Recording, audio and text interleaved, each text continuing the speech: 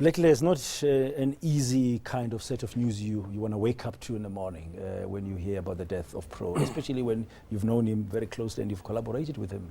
Not at all. Firstly, I just want to extend my condolences to the family. I got the news around 1 this morning, and obviously we didn't know what was happening, if they were true or not. Very, very sad for the hip-hop fraternity, for his family, and hip-hop lost one of its day ones, because Pro is South African hip-hop's poster child.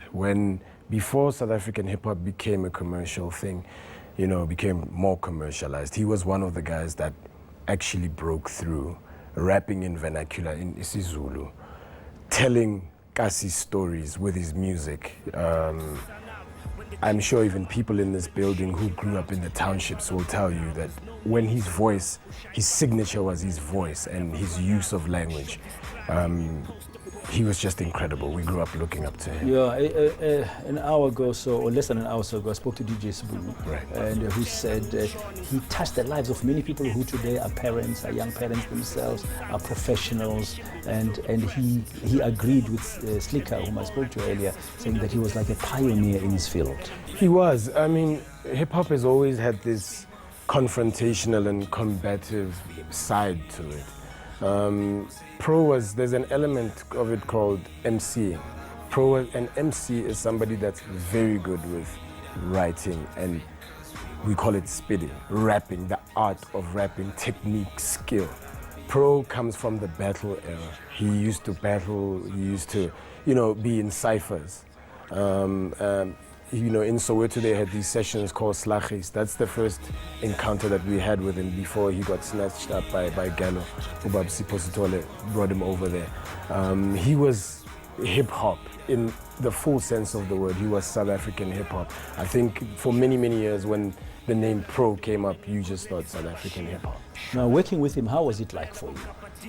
I have an interesting story with that. The song that you just played now, Freedom of Fame, that's actually the remix. We called it Freedom of Fame Reloaded. When I was working on the remix, I called up another friend of mine, Reason, to be on the song.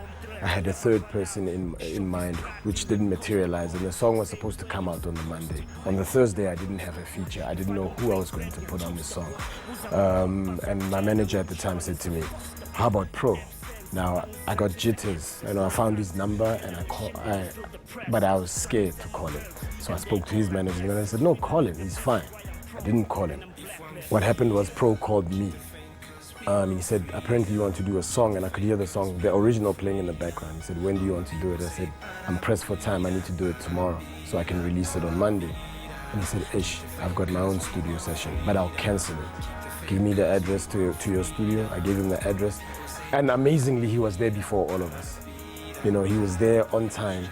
This is this big superstar, a guy that I grew up looking up to. He's there before me.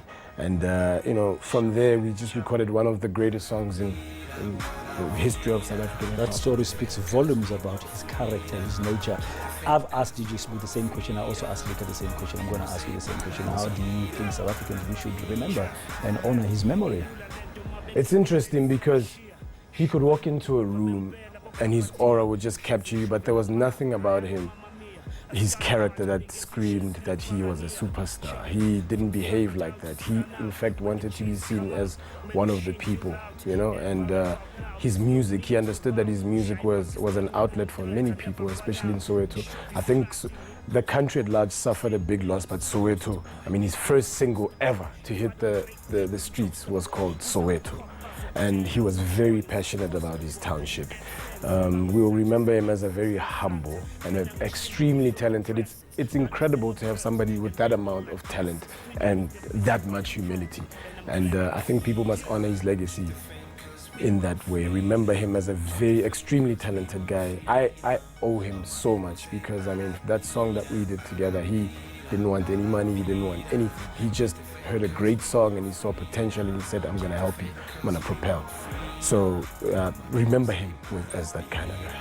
Blaklez, thank you very much. And our condolences to you and your fellow rappers and the fraternity with this loss of Pro.